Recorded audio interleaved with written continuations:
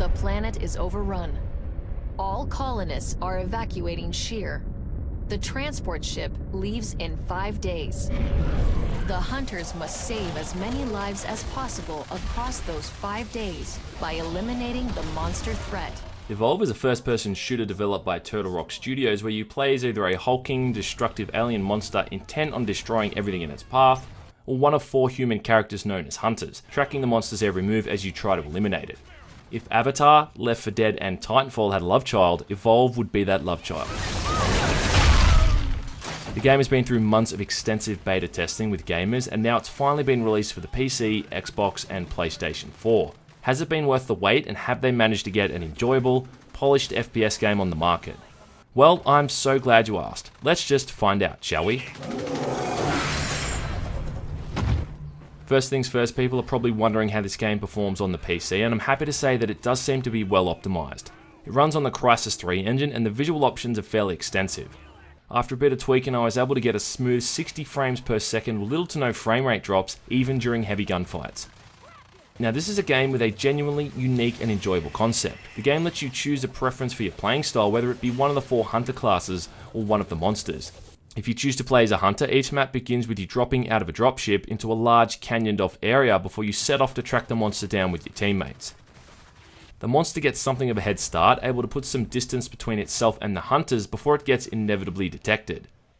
Now the catch here is that the game also lets a human play as a monster. Now playing as a hunter or monster is 2 very different styles of gameplay. Hunters function like your standard first-person shooter, kind of. Each of the 4 classes fills out some sort of role, so you've got your standard assault class that focuses on dealing out damage and also being able to take it. Expectedly, the assault class has a Russian accent because I guess all Russian people are tough as nails, right? At least according to the internet.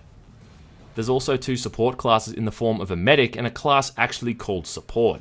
The medic has a healing gun practically identical to the medic gun from Team Fortress 2, and the support has a gun that can create a shield around allies, which lasts for a few hits before it has to recharge. The medic also has a cool skill where she can hit the monster with an armor-piercing round, giving it a weak point for a short period of time, and she can also tranquilize the monster, impairing its movement speed as well. The most interesting class though is the Trapper, who has a pet that can sniff out and lead you to the monster's location, but the Trapper's biggest skill is that she's able to set up a force field in an enclosed area, trapping the monster in and essentially forcing it into combat until the shield wears off. During these moments, the combat is extremely chaotic and there's stuff going on practically everywhere. It becomes really difficult to get your bearings, and when you're playing as the monster in these moments, it's sometimes impossible to tell which class is which, making it tough to take out the hunters efficiently. The jetpacks are given to all of the hunter classes, which make traversing areas a lot easier, but they have a 20 or second so cooldown before they can be used again, during which time you're practically immobile. Mastering and maximizing your team's overall performance is going to come down to how each player manages their cooldowns. Yeah, sick. Close. Whew. Now on the flip side, playing as the monster generally involves avoiding the hunters entirely whilst eating other animals in your area, which recharge your armor and allow you to evolve to the next stage. Each monster type has 3 stages of evolution, with them getting more powerful with each stage. You've also got 4 abilities as well, which can be leveled up each time you evolve. The first stage is extremely weak and you're really not that much of a threat at all, but the 3rd stage is questionably overpowered, and if a monster makes it to that stage, it's often game over. Now my issue with this game is that regardless of what mode I seem to be playing, I'm largely just doing the same thing over and over. In the hunt mode, which is the most played mode online at the moment, you'll just follow the same pattern every time. You drop into the environment, you run around for a bit, the monster scares some birds 200 or so meters away, giving you an indication of its location. You run in that direction for another 2 minutes, before it scares some more birds another few hundred meters away. Maybe by now or shortly after this you run into the monster and you trap it inside the energy field, hopefully. You all shoot at it for a bit before it runs away, possibly evolving somewhere in between all of this, and then the cycle just repeats. Then at the end of each match you earn experience points for your account as well as the player class you were playing as, upgrading your weapons incrementally or unlocking a new player class at certain junctures. If you're the monster, you just avoid the hunters and eat all the wildlife, hopefully reaching stage 3 before you detect it. Now this is not hyperbole, this is literally how every single match I've played has pretty much transpired. Now to fall into this kind of routine so early in the game is not a good sign. During the tutorials, the cinematics hint at how tense and suspenseful this game could have been. You know, they say you can follow animal corpses or destroyed trees, for instance, or you could all possibly split up to find the monster separately. But all everyone really ends up doing is following the trapper's pet as it leads you right to the monster's location, whilst the person controlling the monster stomps around like King Kong, killing everything they want to, making enough noise that people back on Earth could probably hear the damn thing coming. Now, one thing that is really the game's saving grace is that the community is full of some really cool people.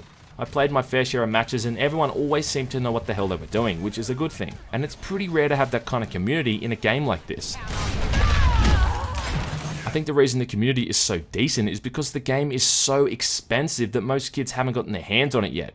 I mean, even after you own the game, they have the gall to put a store page on the main menu that is just full of pages and pages of DLC. You know, $5 for a skin, for instance, for a single character. Wow. I think they spent all the development time thinking about what they could charge people for because they sure didn't focus on balancing the gameplay out. Yes, this game is often horribly unbalanced. Some of the monster types are just ridiculously overpowered. Your team is just ripped to pieces like it's nothing, and I mean the kraken is probably one of the worst because it's a flying enemy and much harder to be hit by certain weapon types. Also, a lot of the monster's abilities have these really huge areas of effect, meaning you'll quite often get injured and thrown back when you thought you might have been safe. The so-called support classes are also very underwhelming. The amount you can heal someone with the medic gun is far too slow, and using it inhibits your movement speed so you can't even heal and run. The shield the support uses is effective, but when drained, the cooldown is just far too long, and again during combat, by the time the thing is recharged, the tide of a fight has often turned. And there's also a similar issue that used to happen in Left 4 Dead, where you get trapped in a corner and you literally cannot move while the monster just beats you to death. This is the same thing that happened with the tanks in Left 4 Dead.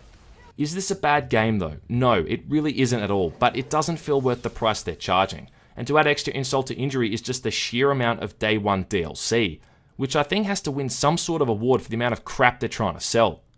Let's put it into perspective. To buy all the current DLC is going to set you back $100 US. Now that's more than I paid for the actual game. There is a good game in here somewhere, I'm just not sure whether or not it's worth the price of admission. This seems like one of those games that would be much better with a lot more content and a cheaper price tag. As it is right now though, unless you've got a group of friends to play with, there's really not all that much worth seeing.